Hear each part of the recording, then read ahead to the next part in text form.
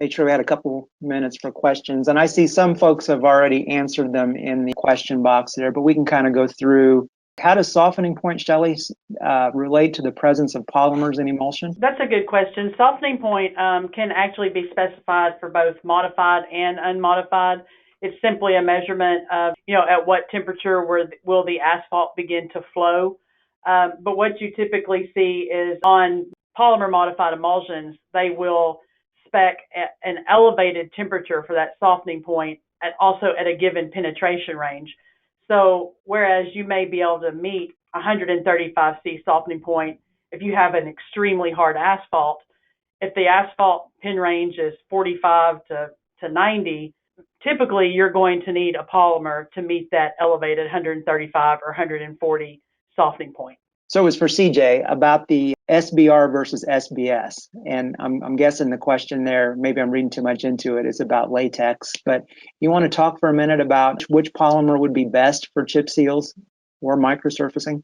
It's going to really depend on the application and the specification you're going to meet. I'm not quite as familiar around the nuances between SBR and SBS since Dow doesn't manufacture those.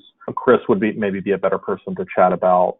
But I believe SBS, if it's cross-linked, may have a little bit higher elasticity than, say, SBR latex, if that's something that you're trying to hit, like a highly modified type material that has a high elastic recovery or high MSCR % R to hit. So I wanted to add, the advantage with SBR though is because it's generally created as a latex from a manufacturing standpoint. You're adding something in water to your water.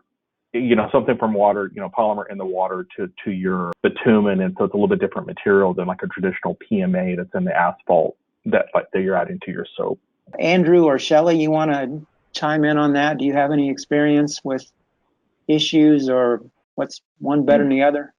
My experience is that both can be used very successfully on similar products. I'm like Phil, I've worked for multiple companies and philosophy was different at both companies as to which modifier that they used. Today, SBRs can also be reacted like CJ was talking about, and you get very good elastic recovery type properties as well as ductility type properties.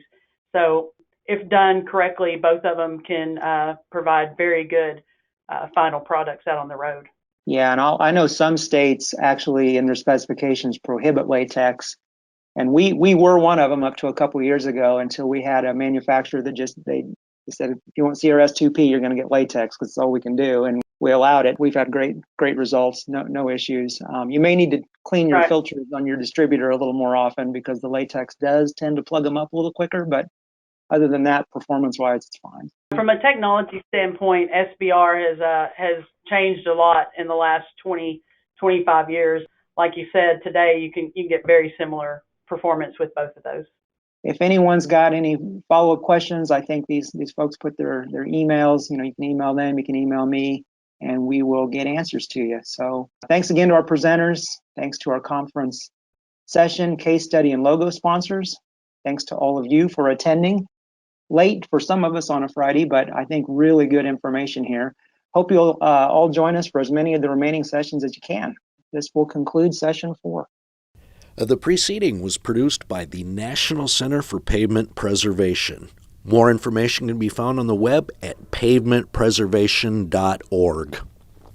Additional support provided by Michigan State University.